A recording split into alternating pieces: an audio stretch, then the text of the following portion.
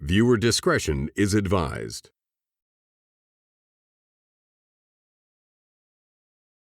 Boom, perfect timing.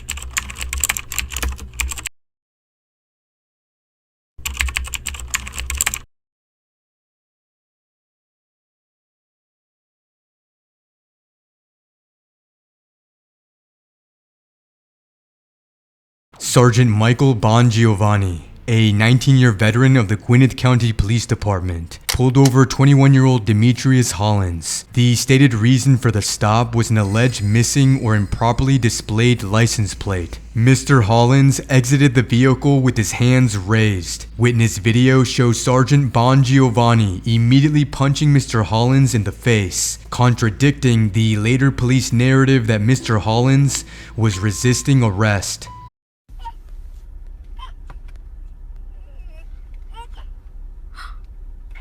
Take your phone out. It's out. After Mr. Hollins was forced to the ground and handcuffed, Master Police Officer Robert McDonald arrived on scene. A second bystander video shows Officer McDonald running up and kicking Mr. Hollins in the head while he lay face down and restrained.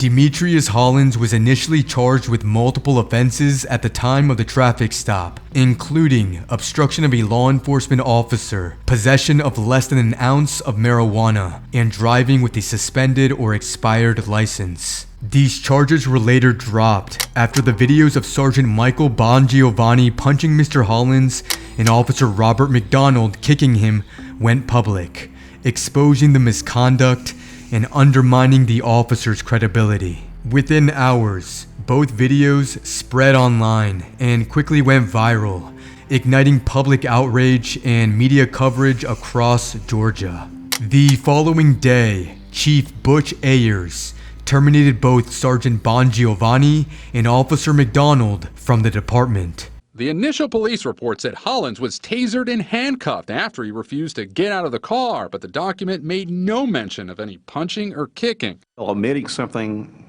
that occurred in an official report, in my opinion, is lying. The police chief is not happy. I was mad, I was upset, and it felt like I'd been gut punched. Both police officers have now been fired, and the district attorney is now waiting on a police investigation to decide if there will be charges. The suspect was not resisting. At that point, that's it. There should have been no other application of force. It's clear in this booking photo that Hollins was hurt. All I can say is I wish this never happened to me. Police here tonight are making a big point of underlining how quickly they fired these two officers. David? Steve Osen saw me tonight. Thank you, Steve. Punched, tased, kicked in the head, and incarcerated for no reason. I am a law-abiding citizen whose rights were repeatedly violated. Make no mistake, what they did was a crime. Bongiovanni's lawyer saying this video is misleading. Rather than a punch, it shows a shoulder strike and is in line with police protocol to get Hollins to comply for a search for weapons. Both officers are fired within 24 hours. The district attorney now deciding if they will face charges. There's literally no excuse for behavior like this. Bongiovanni's attorney telling us he believes the sergeant acted in line with his training and that he stands by his 19 years of service. We were not able to reach Officer McDonald for comment. The Gwinnet County District Attorney's Office announced felony charges against both men, including aggravated assault, battery, and violation of oath of office. As news of the assaults spread, Solicitor General Rosanna Szabo dismissed 89 criminal cases in which Sergeant Bongiovanni or Officer McDonald were primary witnesses, citing that their credibility had been permanently damaged by the videos. This mass dismissal included dozens of DUI, drug, and resisting arrest cases, some of which were felonies. In June of 2019, more than 2 years after the incident, Sergeant Bonjiovani entered a no-contest plea to aggravated assault and battery. He was sentenced to 6 months in a work release program, 5 months of home confinement, and 10 years probation. As part of the agreement, Sergeant Bongiovanni agreed to testify against his former subordinate, Officer McDonald, during McDonald's trial. You see me on the video after I tase him reaching for my handcuffs. That's when it dawned on me, like 5 days after they fired me and I saw the video. My handcuffs aren't there.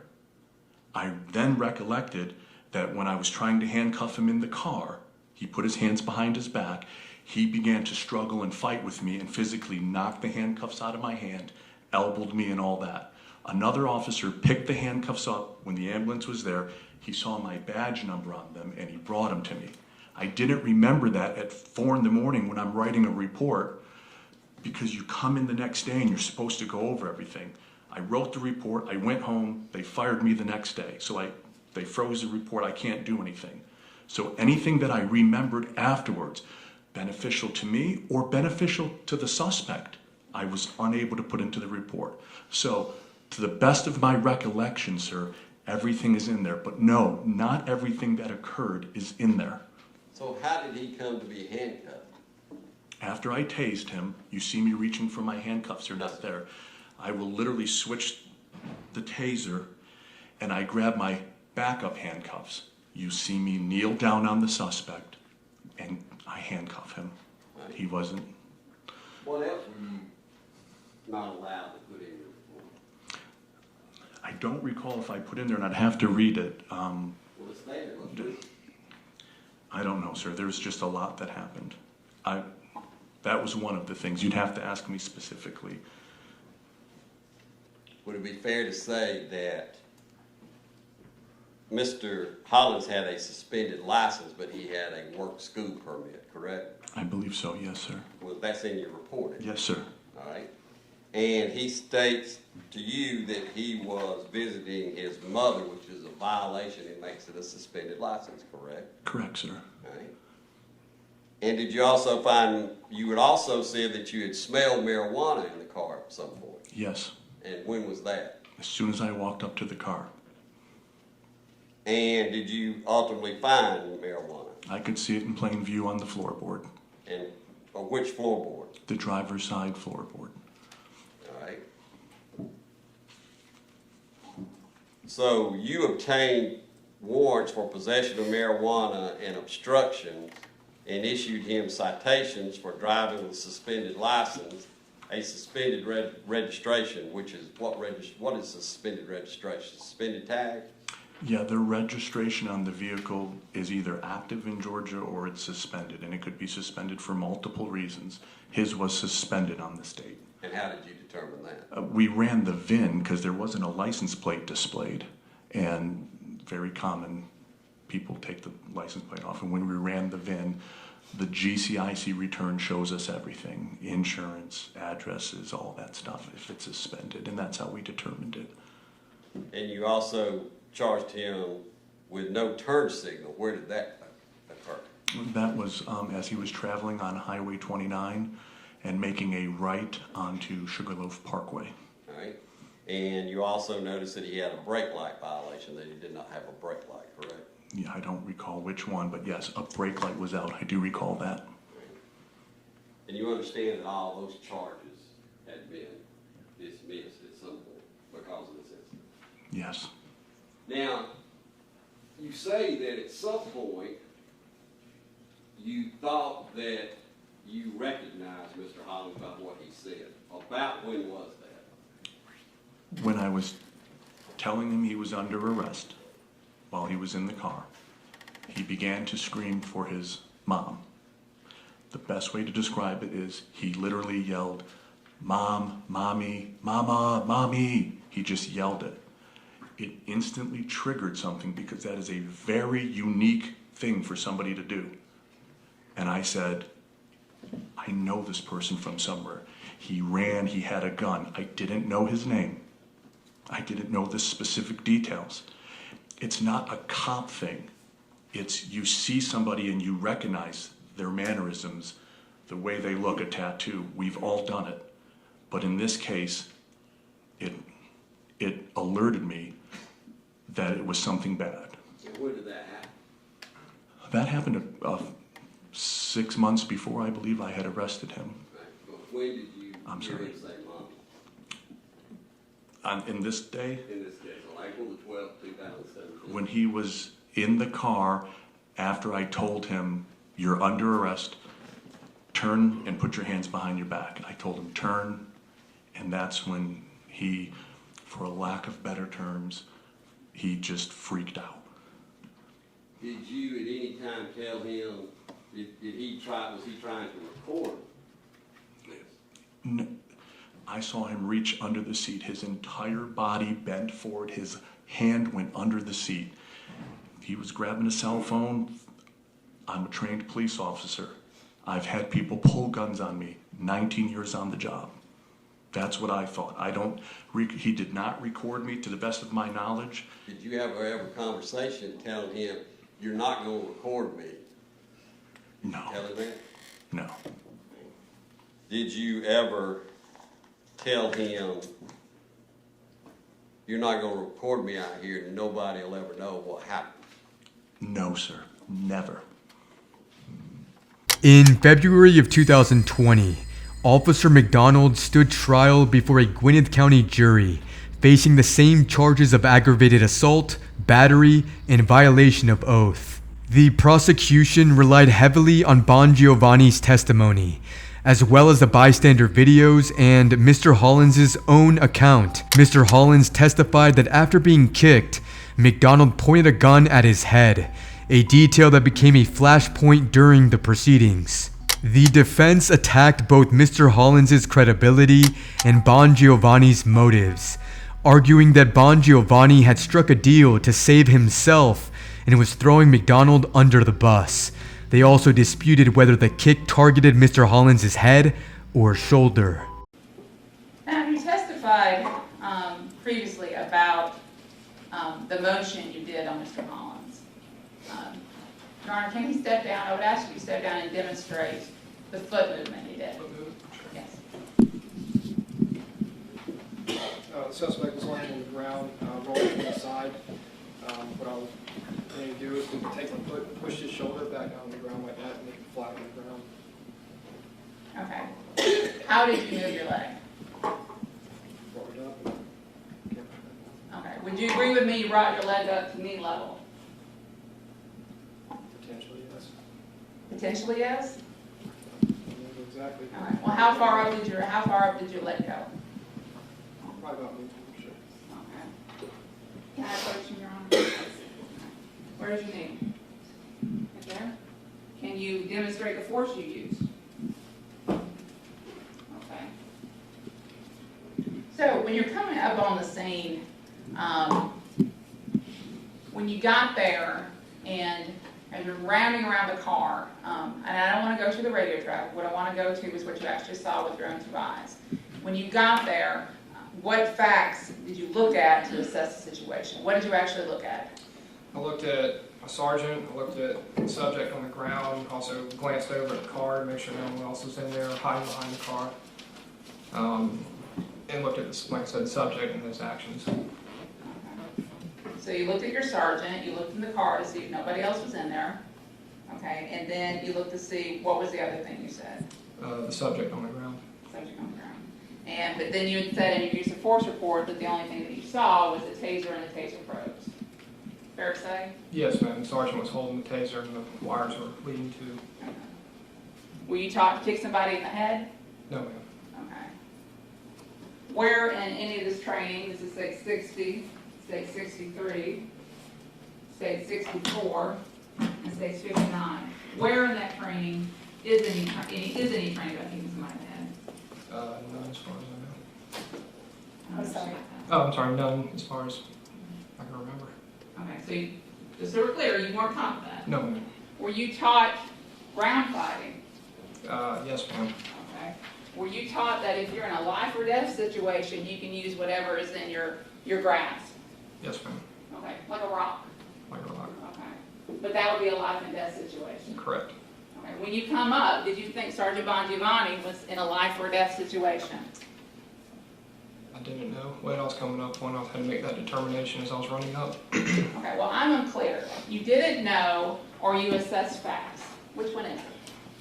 Both. I didn't know originally, then I assessed fast. Okay, so you didn't know, you rounded a corner, and you stopped, and you figure out what's going on. Is that what you did? Did not stop. Okay.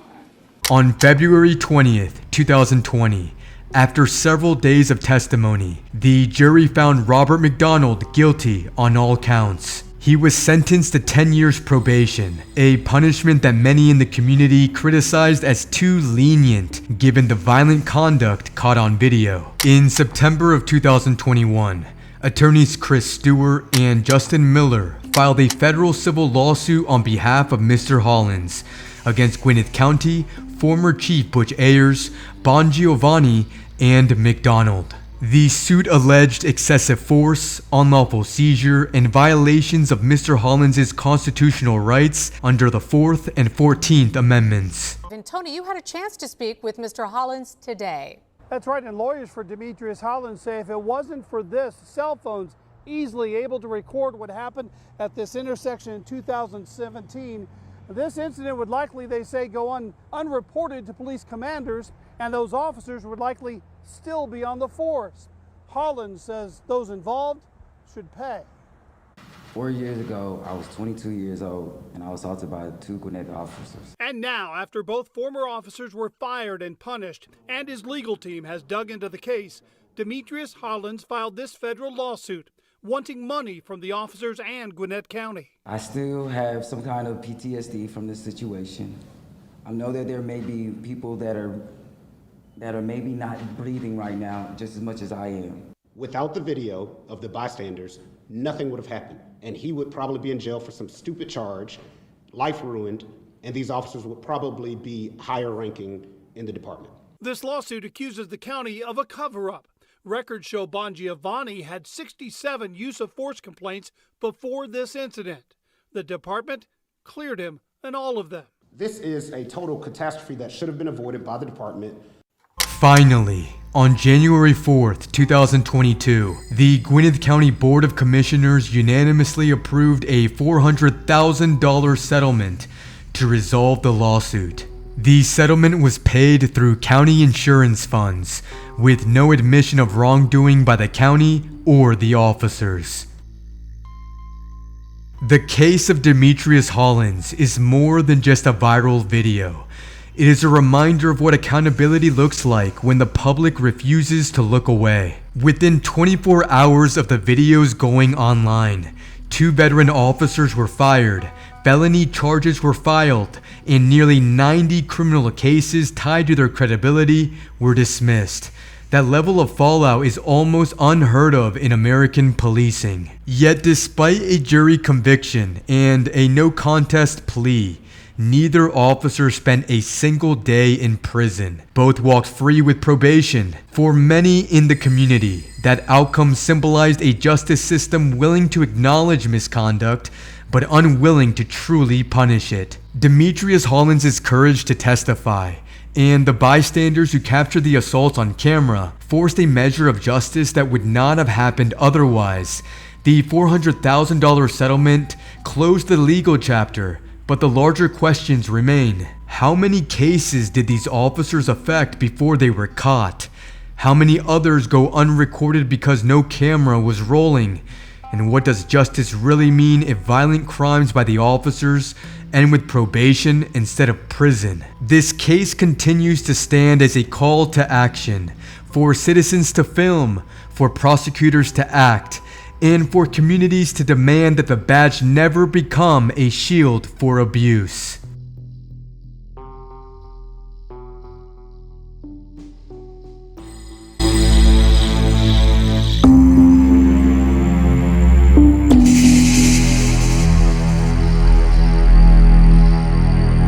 How scared were you?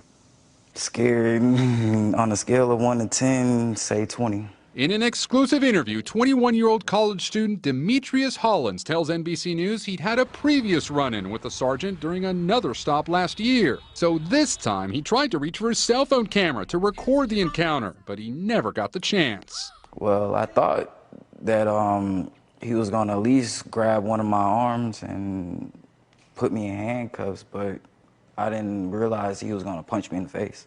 Tonight, Hollins and his family are still in shock. When you see that it happens to your own child, it breaks my heart.